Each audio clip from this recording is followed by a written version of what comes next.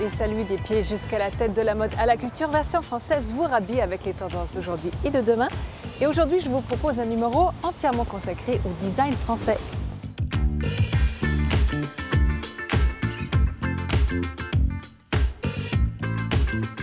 Papier imprimé, doré et surtout pressé, Laurent Nog dompte ce matériau plus costaud qu'il n'y paraît. Attention aux formes et aux couleurs, l'harmonie et la praticité sont les mots d'ordre de Inga Sampé.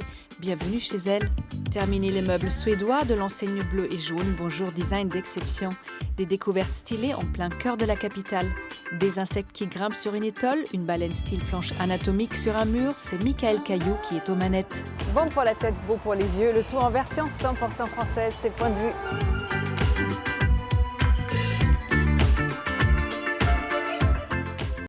Ouvrez bien les yeux car vous pourriez au détour d'une rue apercevoir les créations du street artiste Grégos. Si les murs ont des oreilles, avec lui, ils ont désormais un visage. Qu'il tire la langue face grise mine ou semble vous donner un baiser, ces drôles de minois se cachent dans les recoins de la capitale mais aussi tout autour du monde. Si vous passez par Angers, vous apercevrez peut-être cette drôle de bâtisse à mi-chemin entre une bicoque ensorcelée et un vestige architectural. Ici, colombage et drôle de statues partagent le même toit depuis 1491. À vous de débusquer le couple d'amoureux, le centaure ou encore le petit malin qui monte ses fesses. Une information critique et engagée, claire et illustrée, c'est la revue Dessinée. Ce trimestriel présente enquêtes et reportages d'actualité sous forme de BD et strips, créés de concert par des binômes de journalistes et dessinateurs. Tous les 3 mois, on découvre l'actualité défrichée, mais aussi des dessins originaux. Vous n'avez plus d'excuses pour ne pas lire la presse. Lisa Junius, son dada, c'est la poterie et c'est l'indispensable du jour. C'est dans un univers stylisé aux accents bleus et blancs que se découpent silhouettes et visages de femmes. Vous pouvez toujours vous en servir comme bol à cacahuètes, mais nous, on préfère les accrocher au mur comme des œuvres d'art. Le vieux service en porcelaine peut aller se rhabiller.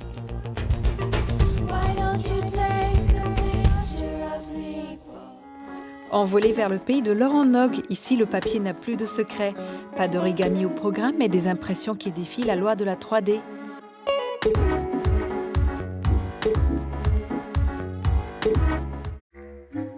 Pousser les portes de cet atelier du 12e arrondissement, c'est assister à un curieux bal de machines. Chacune d'elles a une fonction bien particulière, car ici, plusieurs savoir-faire cohabitent en harmonie au service de la création, insufflée par Laurent Nog, créateur graphique en gaufrage et marquage à chaud.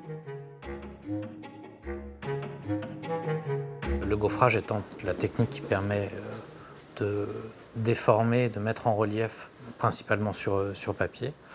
Et la technique de marquage à chaud étant la technique d'impression des effets métalliques avec un véritable dépôt d'une feuille métallique. La technique du gaufrage et du marquage à chaud vous paraissent abstraites, alors on vous explique. Pour le gaufrage, il faut un dessin gravé en négatif et en creux, car c'est ce creux qui va créer du relief.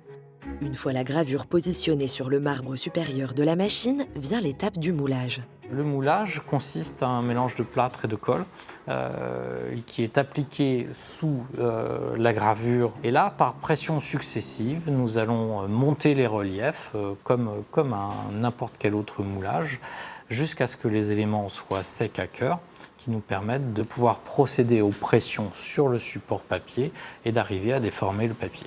Cette technique de gaufrage est infinie et Laurent l'explore sans cesse. Il est d'ailleurs sorti des sentiers battus en créant des livres tactiles permettant aux personnes malvoyantes une lecture en relief et une projection dans l'espace. Cette création innovante lui a valu en 2015 le prix Liliane Bettencourt pour l'intelligence de la main. Et sous vos yeux, le moulage de la page 4 du dernier livre prend vie. Une fois la technique du gaufrage expliquée, c'est au tour du marquage à chaud, une technique similaire en plusieurs étapes, mais avec une différence majeure. On est un peu dans les mêmes process, sauf que l'outil est toujours en négatif, mais lui est en relief sur l'outil, et par pression et par chaleur, on va venir déposer le motif, tel un décalcomanie, sur la feuille. On n'utilise pas de fluide, pas d'encre. Non, c'est un petit peu, si vous voulez, l'évolution de la feuille d'or, parce qu'on vient déposer une véritable couche d'aluminium, teintée certes, avec un certain nombre de vernis pour ses effets divers et variés, mais une véritable couche de métal qui rend l'effet dorure, or ou argent. Mais avant de pouvoir passer au marquage à chaud, il faut d'abord créer sa matrice. Donc matrice, le motif en négatif et en creux que je restitue en positif et en relief sur machine. Et par pression, je déforme le support, et en général du papier. Maintenant qu'une matrice n'a plus de secret pour vous, direction l'atelier de gravure où le savoir-faire de la main et la technologie numérique composent en harmonie. Le dernier né des métiers, c'est la gravure. On a un laboratoire de gravure et ce laboratoire de gravure a vu le jour dans l'impression constante, je dirais, de l'évolution de l'écriture dans la technique. Et donc on a intégré la programmation en 3D qui nous permet de réaliser nos matrices nécessaires à la réalisation de nos gaufrages. Si les technologies numériques sont bien présentes dans l'atelier, les techniques ancestrales ne sont pas pour autant mises de côté. Alors, dans cet univers de gravure, j'oublie pas la main qui est la base de tous nos métiers. Et ce savoir-faire intégré à la gravure et aux outils numériques qui nous permet d'évoluer sur notre propre cœur de métier. Toujours en quête d'apprentissage et d'évolution, Laurent reste conscient que la pérennité de tous ces savoir-faire reste dans la transmission. On parle de main, on parle de savoir-faire, et le troisième pendant naturel, c'est la transmission. C'est-à-dire que ce sont des gestes que l'on apprend. Ces gestes que l'on apprend, il faut absolument les transmettre. C'est une question de vie de ces savoir-faire, mais surtout d'avenir. C'est rendre nos techniques pérennes, être là demain et puis continuer à évoluer. Et voilà, c'est le plus beau que l'on puisse demander. Car toutes ces techniques ne sont aujourd'hui plus enseignées et sans transmission sont vouées à disparaître.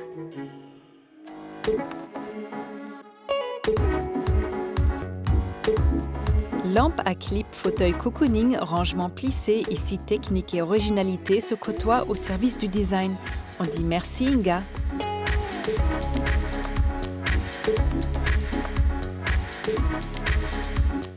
Ancienne résidente de la Villa Médicis et installée à Paris, le travail de la designer française Inga Sampé est international et surtout européen, car ses principaux éditeurs sont italiens et scandinaves.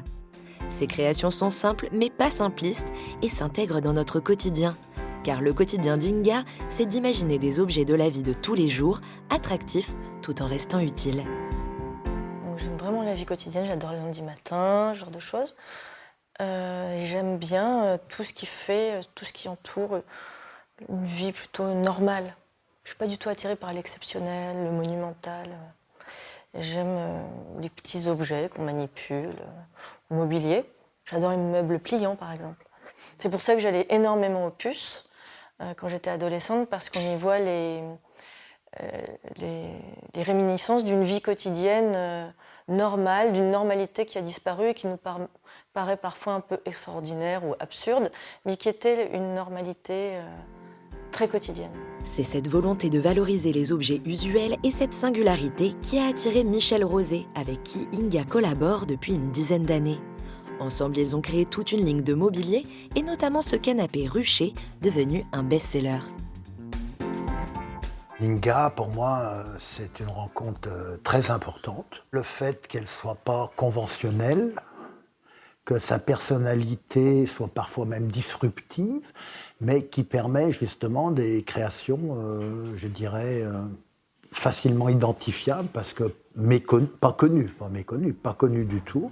Vous l'aurez compris, Inga adore tout ce qui touche à la vie courante et tous les objets l'attirent. Son grand rêve serait de confectionner des objets de quincaillerie, des vis ou une brouette. Mais en attendant, ce qu'elle adore imaginer, ce sont les lampes.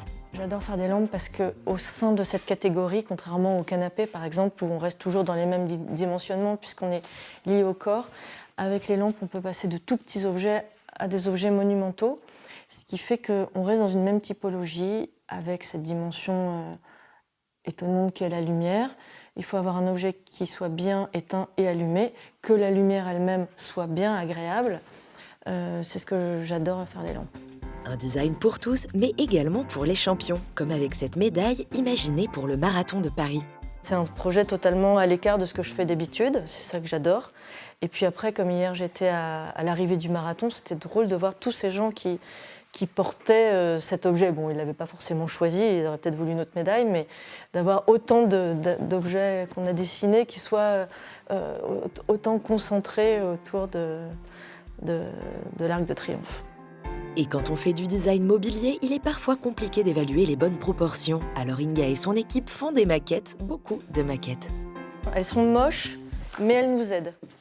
Ça aide vraiment à voir les volumes, ça aide à sortir de l'ordinateur où les proportions ont l'air bien, et puis on se rend compte qu'en vrai, ça ne va pas.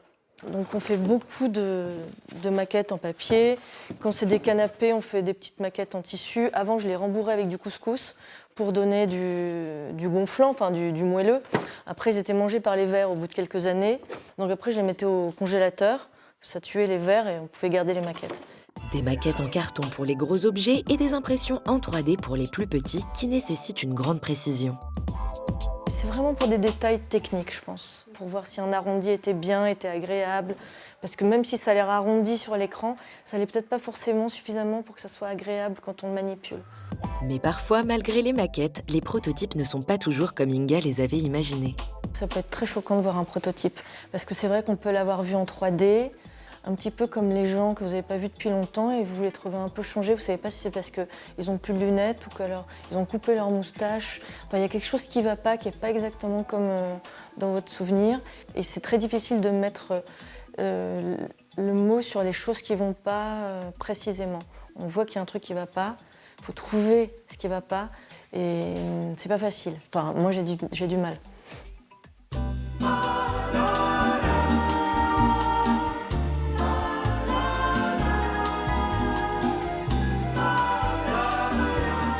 Bonjour Inga, merci de nous recevoir dans votre agence. Bonjour Katharina, bienvenue. Vous aimez bien vous entourer des choses vintage plutôt que des choses contemporaines. Avec ma mère, on se fournissait aux puces.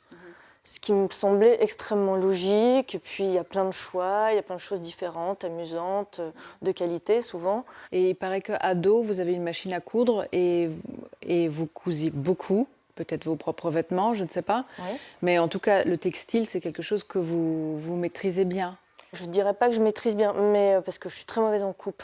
Mais oui, c'est parce que c'est un moyen de transformer de la matière qui est accessible à beaucoup de gens, de coudre ou faire des choses en papier. C'est pour ça que je me suis intéressée au tissu. Avoir une machine à coudre, c'était l'occasion pour moi de fabriquer des choses. Alors, vous êtes toujours intéressée aux objets ? Ah oui, je suis toujours très intéressée par les objets. Même jeune déjà, c'est quelque chose qui vous fascinait. Je me suis toujours intéressée aux objets. J'ai toujours été intéressée par les systèmes, les solutions qui ont été trouvées par des gens pour des objets qui nous entourent et qui ne sont pas du tout connus et on ne pense pas forcément à qui a inventé la pince à linge, par exemple.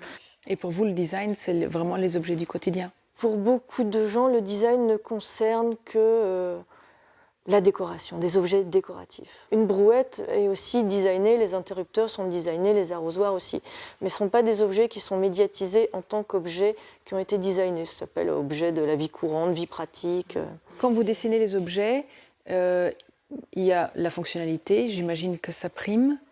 Et l'aspect, trouver le juste équilibre, c'est ça aussi le design ? Bien sûr, il faut faire un objet qui fonctionne, qui soit productible en série, ce qui est une contrainte technique, économique, industrielle très compliquée, et évidemment esthétique, innovant d'un point de vue formel. C'est tout un ensemble. Il paraît que vous avez un rapport très particulier avec la couleur. Vous êtes connu pour avoir des très belles couleurs, des demi-teintes, des nuances. Je n'aime pas tout ce qui est très basique, le premier rouge qui vient, le premier jaune qui vient, un petit peu comme dans l'univers enfantin, des jeux enfantins, où on a l'impression qu'il y a 4 couleurs qui existent. Et j'aime bien les couleurs qui sont un peu entre deux, les choses un peu indéfinissables.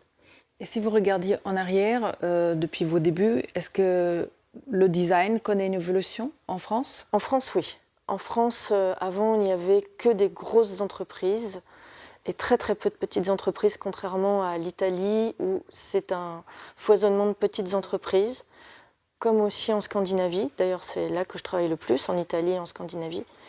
Et maintenant, il y a des petites maisons d'édition qui se sont créées. Est-ce que c'est vrai qu'il faut être très patient quand on fait votre métier? Parce que du dessin à l'objet, déjà, si on a la chance qu'il soit édité, il se passe quand même un certain temps. Ouais, Et il y a aussi beaucoup de projets que vous imaginez qui sont abandonnés, qui ne voient jamais le jour, la majorité. Ou beaucoup plus tard. Oui, il faut être très patient, il faut être très tenace, il faut avoir le caractère d'une tique, je pense. Sinon, ça ne marche pas. Parce qu'on dépend énormément de personnes, que ce soit les éditeurs, les fabricants qui ne sont pas forcément les éditeurs, c'est-à-dire les gens qui ont les usines. On dépend de cours du marché d'un matériau. Alors Inga, vous êtes donc, on va quand même définir, designer. Designer, c'est pas artiste, c'est pas artisan, c'est pas fabricant. Est-ce que en France, il manque un statut pour le designer? Le design n'est pas très connu, pas très bien perçu, on ne comprend pas. Est-ce que c'est décorateur, est-ce que c'est ingénieur? Toujours un peu perdu. On nous considère plutôt comme des ingénieurs, comme si nous étions rémunérés avec des salaires, alors qu'on est plutôt rémunérés aux royalties, un petit peu comme des écrivains. On produit quelque chose qui va être édité et ensuite on est rémunéré principalement sur un pourcentage sur les ventes. On n'a pas de statut adapté à notre activité. Merci Inga. De rien.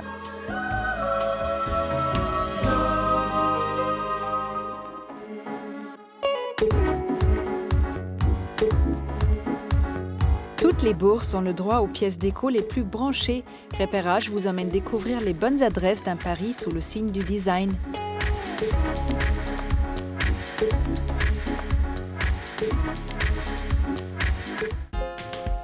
Repérage, c'est votre rubrique des nicheuses de bons plans parisiens. Cette semaine encore, on a marché, couru, rampé, arpenté, cheminé et exploré les rues de la capitale à la recherche du Paris Design. Située dans la très prestigieuse rue du Faubourg Saint-Honoré, Piazza, maison française de vente aux enchères, accorde une place de choix au design.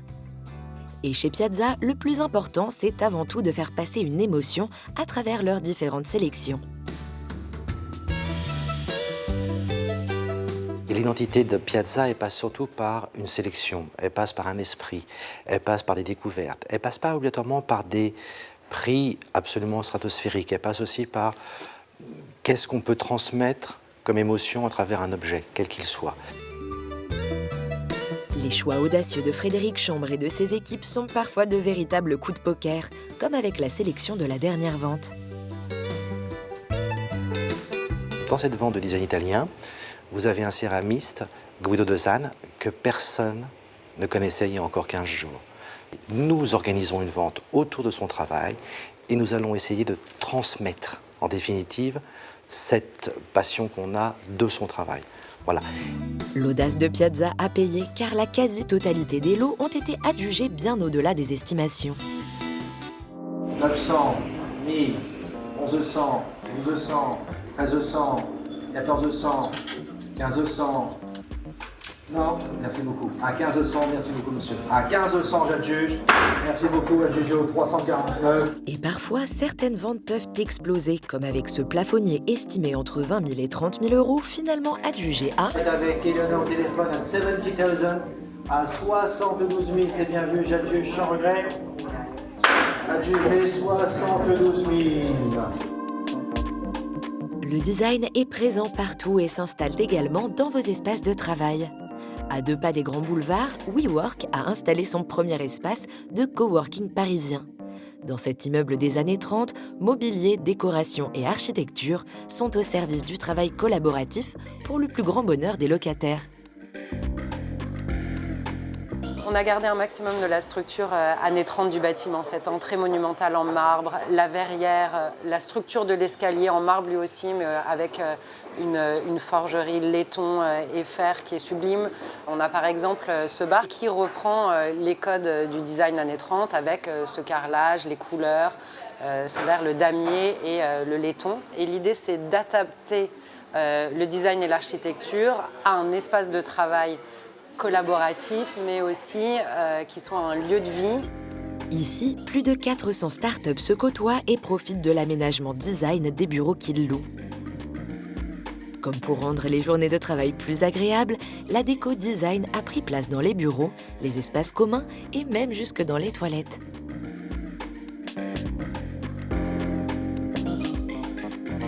Allez, maintenant, on vous emmène faire le plein de décorations. Et cette fois-ci, pas la peine d'avoir un budget XXL, il y en aura pour toutes les bourses. Flux, c'est un ensemble de boutiques situées en plein cœur du Marais.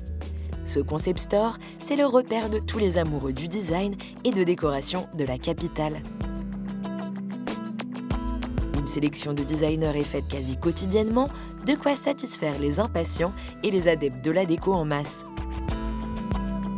Ici aussi, la scénographie a son importance pour mettre en avant les différentes sélections présentes. Chaque boutique a sa particularité, mais tous les objets présentés ont un point commun. Ils sont tous issus de designers connus ou moins connus.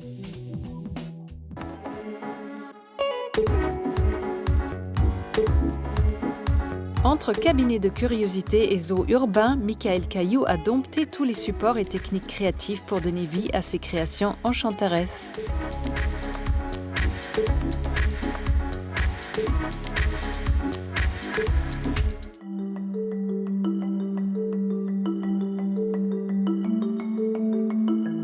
Entrer dans l'univers de Michael Caillou, c'est faire un voyage tout en poésie. L'artiste évolue au milieu de ses œuvres colorées, inspirées par la nature. Un univers qui lui colle à la peau et qui commence par un trait de crayon. Vers 4 ans, j'ai commencé à dessiner. Je dessinais partout. Ma mère me laissait dessiner absolument là où j'avais envie, et, parce qu'elle était plutôt cool et je crois qu'elle aimait ce que je faisais. C'était ma première fan. J'ai fait tout de suite un bac art appliqué. Et donc du coup, après, je suis rentré à l'école du Perret et j'ai fait mes 4 ans d'études pour avoir un diplôme supérieur d'art appliqué. À peine sorti de l'école, il crée son entreprise avec quelques camarades. Il travaille pour des bureaux de tendance, mais au bout de 10 ans, l'artiste se lasse de l'aspect commercial. Il veut revenir vers quelque chose de plus personnel et plus artisanal. Il décide de se former pendant 4 ans aux techniques de gravure. C'est au Musée des Arts Décoratifs que l'artiste a un déclic.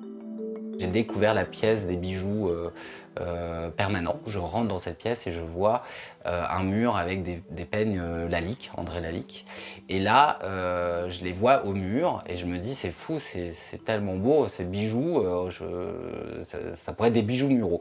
Et en fait, à partir de là, j'ai découpé une plaque de cuivre et là est commencé le concept de mélanger la gravure à l'eau forte et la découpe du métal.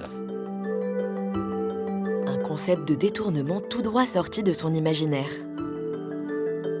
Je les ai appelés bijoux parce que comme je découpe l'objet comme un bijou et que j'avais pas forcément envie de faire des vrais bijoux parce que c'était ma quête de faire quelque chose de moins commercial, enfin d'être dans quelque chose de sans concession commerciale, de faire des objets qui me plaisaient, donc comme des collections d'objets rares. Et donc du coup, ce concept, à la base, les gens ne comprenaient pas. Enfin, ils me disaient, mais c'est quoi les bijoux muraux, mais ça sert à quoi? Justement, c'est quelque chose qui est à un endroit où il ne doit pas être. Fasciné par les arts décoratifs et l'art nouveau, Michael manie l'anachronisme à la perfection. Mes influences se mélangent. Et moi, j'aime bien mélanger des choses qui datent on a l'impression que ça date du XVIIIe siècle et des choses plus actuelles. Je m'amuse des fois à m'inspirer d'une vieille gravure que je vais détourner, que je vais simplifier. Et son univers, il l'applique jusqu'à la soie. Il y a 3 ans, Michael a créé une collection de foulards entièrement fabriqués en France. Des séries limitées, c'est-à-dire que je les imprime par 6 exemplaires de chaque modèle. Et en fait, je change régulièrement soit les couleurs, soit je fais des nouveaux modèles. Donc ça reste des produits rares. C'est vraiment du sur-mesure. En fait, c'est un produit, d'ailleurs tous mes produits design que je fais dans mes propres collections, ce sont souvent un rapport avec soit des artisans d'art par rapport à la papeterie, soit c'est des gens avec qui j'arrive à travailler et qui acceptent quand même d'être dans des notions de petite quantité, de séries limitées. Mais ne croyez surtout pas que le travail de Michael s'arrête là. Aucun support ne semble lui résister. Foulard, papier peint, livres pour enfants, l'artiste a même créé une collection de parapluies. Mais dites-nous, quelle sera votre prochaine cible ? J'aimerais bien travailler de la gravure sur le verre. C'est quelque chose qui pourrait, ça fait longtemps que j'en parle. Après, c'est une mise en œuvre qui est un peu plus compliquée. Je ne sais pas encore graver sur le verre, mais bientôt. Voilà. Un Insatiable touche-à-tout, Michael Caillou n'a pas fini de nous faire voyager dans son monde fabuleux et haut en couleurs.